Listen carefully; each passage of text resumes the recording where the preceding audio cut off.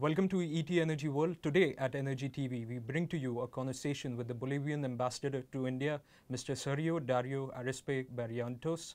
The Ambassador today will share some key insights on Bolivia's energy transition, its trade with India, and most importantly, what it means for a country to have 60% of the world's lithium reserves. Very warm welcome to you, Mr. Ambassador. How has your trip been to India till now? Mr. Abdi, thank you for having me in this great media outlet. It's been an honor to be in a country such as this, considering the flexibility, considering the magnitude, the growth, the history, just the perspectives that a country such as this gives to embassies such as mine.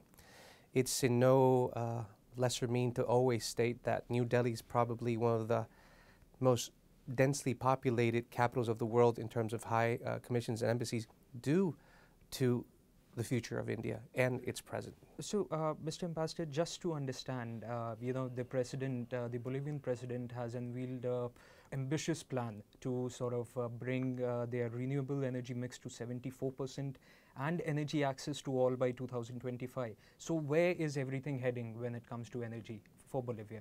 It's always a pleasure to have a reporter that's done his homework, first of all. Second of all, it's important to state that yes, we're due to change our energy matrix, particularly into hydroelectric.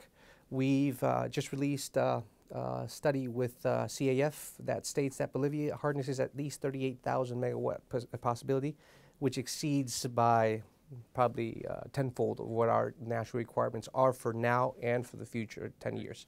So that will obviously make us a natural provider of energy, not only to the region that surrounds us, but hopefully abroad as well. So the major focus right now would shift from natural gas to, per se, renewable energy? You have to understand that Bolivia was part of a neoliberal scheme of development that was imposed in the 80s and 90s, which did bring Bolivia to its knees in the sense that there was no investment, there was no projection of the future.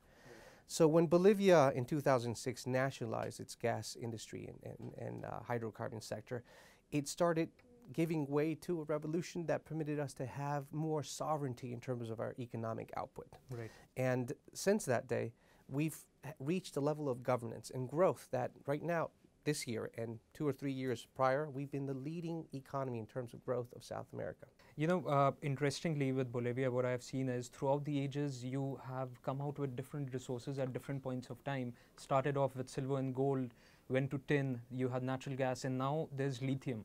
So, how does a product-driven, commodity-driven economy help in the development of a country? Look, I think we've been very blessed by nature in terms of what we had, but since we've been also, we've suffered colonial power, we've never really progressed. Up until the latest 10, 12 years, Bolivia has been one of the least developed countries, one of the poorest countries, but that kind of tells you the world we live in. I think that we can coincide with India in that regard. You know, before the colonial period, India, I believe, was 27% of the global GDP. When the British left, it was less than 3%. This is colonialism. And we still live in a world that limits us and that hinders our growth. I think we must bind together because it's a historical need for countries such as us to do so that we become the future. I'd like to point out something, if you don't mind. I think there's a structural dilemma that we have to face in this regard. How can we not see each other? I think there's an issue there. We have a very colonial vision of how the world should work. We're still enticed to read and to understand the evaluations that the West, talking to Europeans and Americans, normally do of our economies. But it's like holding back the unavoidable. Right. 50% of the global GDP is Southeast Asia. 25% of the GDPs in the U.S., and it went from 15 years ago to 25. Right. Your median age is less than 30 in all countries in this region. The median age of Latin America is less than 30. Where's the future, I ask you? You know, with lithium, which has come out to be a major commodity now and a focus area for Bolivia, what kind of plans are taking place in terms of what are the investment plans in the medium and long term when it comes to extraction of lithium? And I understand it's a strategic commodity. So how can, investments from a country like India sort of come to Bolivia? Okay, I'm very happy to state what I'm about to say. India has put into place very ambitious policy in transforming its vehicle park by 2030. 100% of its vehicle park is due to be EV, electronic vehicles, and at least 40% of its private fleet. Right. This is a huge demand with a market scope that is perhaps unheard of so far. Right. Your Prime Minister has stated that he wants to strongly appeal to the manufacturing industry to have that role of being one of the largest providers of car assemblage or car production in the future. Right. You'll do this, but I think you still need to associate yourselves with strategic partners such as my country. Why? Recently, Bolivia has associated itself with ACI, a huge German conglomerate. The Germans have taken a 180 turn, going from the diesel-based engine TDIs, and now they've gone to electronic vehicles. Part of this, I think, strategy has led them to associate themselves with a country such as us. We're due to have at least $1.3 billion in FDI from Germany in the next 2 years to consolidate a lithium-ion plant in Bolivia. I think that we can do the same with India. Why? Because I think that, first of all, we must work something out. My government is trying to work on a PTA, preferential trade agreement with India, that will permit the country to provide you, my country, with the legal framework, enough legal framework to permit you to invest securely. And I think this is the first step my embassy wants to do with the Indian government. Now, don't get me wrong, the Indian government and the private sector has been very willing to entertain conversations with me, and I've been received very well. Right. And I think it has to do with this, that the government has been very aggressive in promoting a strategy that will provide incentives and subsidies for a keen part of your manufacturing in the future. Right. And, you know, just for the benefit of our viewers, can you explain how much, what are the proven reserves of lithium in Bolivia? Well, I would like to tell you numbers with lots of zeros, but like you stated at the beginning, we are the largest lithium reserve of the world. Right. Also, we are part of what we call the Golden Triangle, which is comprised of Argentina, Bolivia, and Chile, which the region holds the largest lithium reserves of the world. But of that region, the largest are still in Bolivia. Right. And if I understand correctly, you know, the extraction of lithium in Bolivia the process is different than other countries, for example, say Australia. It's different from, for example, rock quarry mining in Australia, which is more expensive, but both Argentina, Bolivia, and Chile, because they have salt flats, and we have a methodology that has to do with evaporation of brine that permits you to have lithium quality material, is cheaper. But I'm not going to try to say that it's only my country. It does work in Chile, it does work in Argentina. But considering the amounts of demands that we're trying to have in the near future, I think trying to strategically place your country and your needs to a country such as mine is key. Right.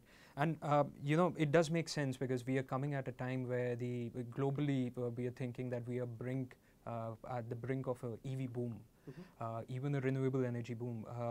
You know, so going to the second point, now that you have one of the most in-demand commodities in the world, are there not any concerns that maybe there will be an environmental impact due to so, you know, has your development agenda changed? Is there something new which you are bringing to the table when it comes to extraction and environmental management? I think that we were talking about this off camera, it's very important.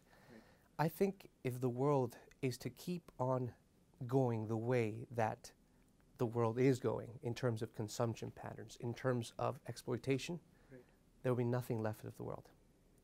But what we're trying to do is develop a possibility that still has market capacities that will provide certain levels of sustainability and complementary actions with what the world is, what the environment is, for our biological needs. These are, without a doubt, the most important factors that the world needs to think to itself, particularly countries such as this and countries such as India, I mean China. If you are to have the consumption patterns that Americans and Europeans have, we will need to find other worlds because there will be nothing left. But to address the sustainability issue, I think the scope of the market is still something that certain people envision and certain people know and understand and are starting to invest in, but the gears haven't quite turned. And because of that, there was a certain slowness to the growth pattern of EV vehicles. You know, in the beginning, you know, Toyota had small investments with the hybrids and whatnot. But this revolution, I think, is changing with the leadership of countries such as yours, such as Germany, such as China. Why? Because it demands it. You can't have combustion engines anymore. It's just not feasible. Right. So we have to look into other possibilities.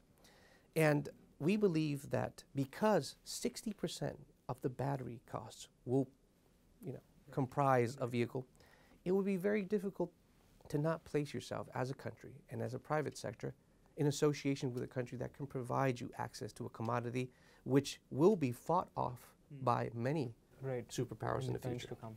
So is it right to assess that maybe lithium is going to be the next oil of the new century? I hope not, in the sense that most countries that have huge oil wealth have had very volatile futures. Right. And they have brought together things that are more destructive than productive. But I hope that it becomes a market that permits you to, one, permit Bolivia to diversify its economy, to place itself, to improve its livelihood, and at the same time complement with the necessities and requirements of a country such as yours. Right. When it comes to trade, trade started picking off in 2015-16. 2016 was one of the years when a high-level delegation from Bolivia came to India, and we had a lot of fruitful talks with different ministers. But since then, data shows that it has fallen down. The trade has gone down. But you beg to differ. So could you please?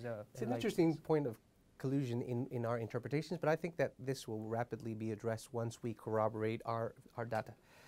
For the past 2-3 years, at least 2 Indian businesses in Bolivia have become the 3rd and 4th largest collectors of gold in my country, making India today the 3rd largest destination of exportation. Right. Mostly, I'm talking 90% due to gold, to bullion. Right. I'll be realistic. Right. But that has gone, according to my statistics, from our statistics, from 120 million on average to close to 500 today. Wow. So there's a huge difference in gap in statistics that we have at a government-to-government level. Right. Hopefully this will change. But the obvious benefactor are Indian companies in the sense that this permits me to address something else. Bolivia is business-worthy, of course. Right. We believe that Bolivia is a place that could satisfy Indian businessmen. And I think that Indian businessmen have something of an adaptability to the rest of the world that perhaps many other countries don't have. Right. Would you be fazed by traffic? Would you be fazed by certain idiosyncrasies of a developing country? No, you wouldn't. Right. I think that there's a big plus, and I think that Indian businessmen, with the products that they champion here, that are developed for markets of India, could champion in anywhere in the world. Right. You've made technology accessible because you created technology through your R&D that makes it possible to be cost efficient and accessible to the common people of the world. Right. You're saying that trade has actually improved, and with that, do you see there is more scope in terms of when you mention diversification? So if we are just dealing with bullion right now, do you see more scope in our partnership with Bolivia? And what would that scope be? Would it just be lithium, or there are other areas too which would be fruitful for both the countries? I think we're scratching the surface. Right. I think if India is due to grow at least 7 to 8% for the coming years, right, it obviously needs to situate itself more aggressively in Latin America. And I think your Prime Minister is being very keen on trying to do that. Okay. I think the rest of the institutions must accompany it. But I think, again, we have to deal with this structural limitation. But it's so far away. But we don't speak the language. We don't know the culture. You'd be amazed to understand how well certain Indian businessmen are doing in Latin America. Let's take, for example, the pharmaceutical sector of India. Thanks to the pharmaceutical sector of India, we now have reduced our public health bills by at least 35% in general. Why? Your generics and your cost-efficient production makes it available for countries such as us. Right. And Indian businessmen, pharmaceuticals, are now probably 15 years in. And I see some pharmaceutical companies having 85, 90% of their intake in terms of net gain from Latin America. Right. Right. So we're scratching the surface on a multitude of verticals that could obviously be taken into consideration. Right. Hydrocarbons, minerals, agricultural commodities. I mean, I would hinder myself in trying to Spill it out. spill it out. Right, right. That's up to the private sector as well. Right. Private investors in India have had a little bit of hiccups when it comes to their investments in Bolivia. Now that perception in your interactions with people here, is the perception changing? Do you see, people sort of forgetting that incident? What's happening in that area? I think all countries, all private companies, at some point or another have hiccups, as you stated. I think we must turn the page. Right. I think there's a vast range of possibilities that have to do with Bolivian interests that could coincide with big players here in India. I was stating off camera that Bolivia is due to invest $1.3 billion in hospital infrastructure in the next 2-3 years. Could we have companies with expertise from India go to Bolivia and provide us with that type of infrastructure, participate in the 10 years? Of course they could. We're ready and willing to entertain. We're due to invest from state funds into building 36,000 megawatts of energy in hydros. Do you think that Indian firms could be a part of that? I'm sure we can. In Latin America in general, there's an infrastructural boom like there is here. The only way to provide growth in the future is to invest in infrastructure. And usually this is done by states. It's too big for the private sector. There's no way to return your investment when it comes to this type of infrastructure. Let's be clear. Okay. And our countries are willing to invest, my country is willing to invest in providing the basic building block of economy, infrastructure. And Bolivia has a very ambitious development plan that I'm sure that we have many Indian firms here that would be quite interested in. Right. If you talk about hydrocarbons, Bolivia has been a mature natural gas market for quite some time. India, now we are also trying to shift towards, the natural gas economy. We generally tend to use a lot of coal. Now, what could be the learning in terms of infrastructure, in terms of, how you build your own natural gas network, and what could be the learning which India can take? Look, we nationalized our gas in 2006 in our hydrocarbon sector because we believe that the flux of money was leaving the country instead of staying in it. Okay. I don't know how that applies here, how it would be seen, but that permitted us to have a clearer grasp of how to do things and how to bring forth know-how and just technical capacities to 10, 12 years later become a sector that now is willing to export not only to its traditional markets, but to others. We're willing to entertain investments from private companies, from public companies in Bolivia, because we, from the prospects that we've been doing in upstream the last years, we've seen that we can associate ourselves because we at least hope to have 120 TCFs of gas in Bolivia, which could probably, through our LNG, permit us to export to a country such as this. These are things that I wouldn't be the right person to address, but I'm sure that one day we could ask the Minister of Hydrocarbons of Bolivia to come and entertain such conversations with your ministers or your companies. Right. And so, we've almost covered, what kind of development is going to take place and what Bolivia is eyeing and expecting from the world. Now, another interesting point which, I would like your views on would be that Bolivia and India have had a colonial past, and somewhere we've always tried to, regain the glory which we were in before the colonial past. So when you travel in India, do you see some parallels in terms of development which is taking place here and in terms of development which is taking in Bolivia, considering the colonial hang-up which both the countries have? Very much so. I think we both have countries that can boast ancient cultures. I think we must look to them to find a way in the future. If we repeat the errors of the colonial powers, we will bring only our demise. But how do we do that? I think we must deprive ourselves and deprive our own elite of looking only to the West for their education. I think the day that Bolivians stop seeing Western universities as the place where they want to situate their children, the better it will be for our countries. Why? Because we'll start learning from ourselves. The greater influx of education coming from both your country to my country and my country to your country will permit us to understand our realities a lot better. to marry into each other, to become family, to not see the West as The where epitome we of seek. development. Right. We need to create our own development, our own links. Then we will break certain molds and stop playing second fiddle. And just to understand again, when we talk about lithium right now, what is the kind of production which you're looking at in the coming years? Is there a figure which you could give us? Look, we've had meetings with SIAM, the Society of Indian Automotive Manufacturing. They've come out with ballpark figures of the quantities that India would require to satisfy your future market, and they're astounding. From what I've heard, it's 350,000 tons of lithium per year, which is mind-boggling. I think that there still has to be much investment in researching how to reuse lithium to not make it an unsustainable pattern of exploitation in the future. Because although we're willing, we also have to understand that where our lithium is perhaps where our star tourist attraction is, was the Uni Salt Flats, which I please would ask all Indian travelers to one day seek and then go, because it's one of those gems that will leave you perplexed on how beautiful nature can be. If we as humans stop admiring nature, I think we're done.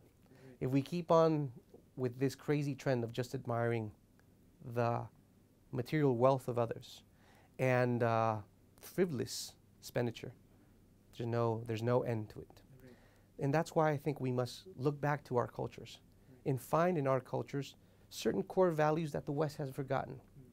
We cannot just champion markets. We have to champion culture. We have to champion our relationship with what we and you coincide think of Mother Earth. Right, right. And lastly, Mr. Ambassador, if you could share information on the conversations or the kind of upcoming expected investment talks which you have had with Indian companies, and they've shown interest in coming to Bolivia. Okay. Can you share some details? Yes, we've started signing up a couple of MOUs with Indian firms that want to acquire lithium from Bolivia. Okay. We are still entertaining the possibility of having a PTA with the Indian government in the future, which I think could address lithium on a very particular manner. But I think that the doors are starting to open and the gears are starting to grease up. Hopefully in the near future I'll come back to your show and have some better information. Sure. Thank you, Mr. Ambassador, for taking out time from your busy schedule and throwing insights about how the trade between Bolivia and India can sort of become better in the coming future. Hopefully, we would be visiting one of your sites in Bolivia to check out the much talked about your salt pans. And that would be all for Energy TV today. This is Bilal Abdi signing out.